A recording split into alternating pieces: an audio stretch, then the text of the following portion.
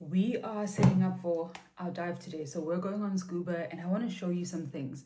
You wanted to check how to equalize. When you equalize, you need to close your mouth so that the air, as you push it out your nose, goes back into your ears. Okay?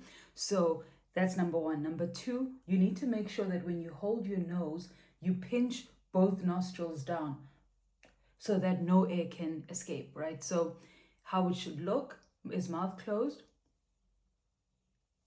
And then once you do that, this is an important part. You don't blow hard. You don't blow like you're blowing your nose. It's just a gentle blow. And that air will go back to equalize your ears. And the idea is the deeper you go, there's pressure in the water, and that pressure pushes back on your eardrums.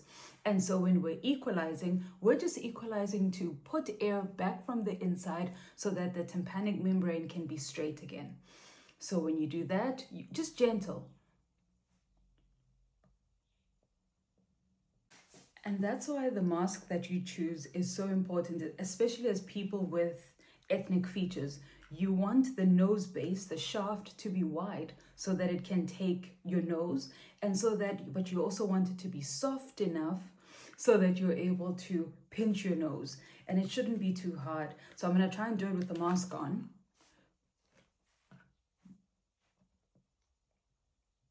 And when you equalize, you should be able to hear. It's like a sound that goes. And if the one side of your ear equalizes and the other side doesn't, then you need to stop the dive wherever it is that you are. Go up a little bit more and try and equalize again. Don't panic, keep it calm, keep it easy, you can do it. Which brings me to the second part. These are the signs for when we're underwater, right? So this is how we communicate, because we can't say, hey, are you okay? So this is not okay. This is let's go up. This is we're going down. Everybody's going up, everybody's going down. And that's how you keep up with the group. This is a question and answer. If I ask you, are you okay? You respond back to me, I am okay, and you, and then I'll say, I'm okay. And then we do our dive. This is the thing. If you're not okay, you give me this sign. But once you give me this sign, you tell me where is the issue. Is my mask too tight? There's flooding in my mask, and if there's flooding in your mask, I can see. If you point at your ears, I'll assume that it's your equalization. If you point at your tank, I'll assume that maybe your tank air is not open. If you point at your weight belt, then maybe I realize that you forgot your weight belt. But the whole idea is that we're able to communicate easily. And if you need me to stop, then you clearly say stop.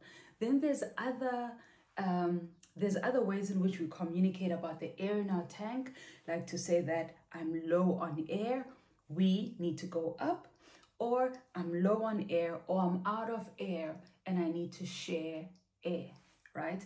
So, and these are just perfect, but the long and short is you've got it. These are signs for the dive, and I'll see you under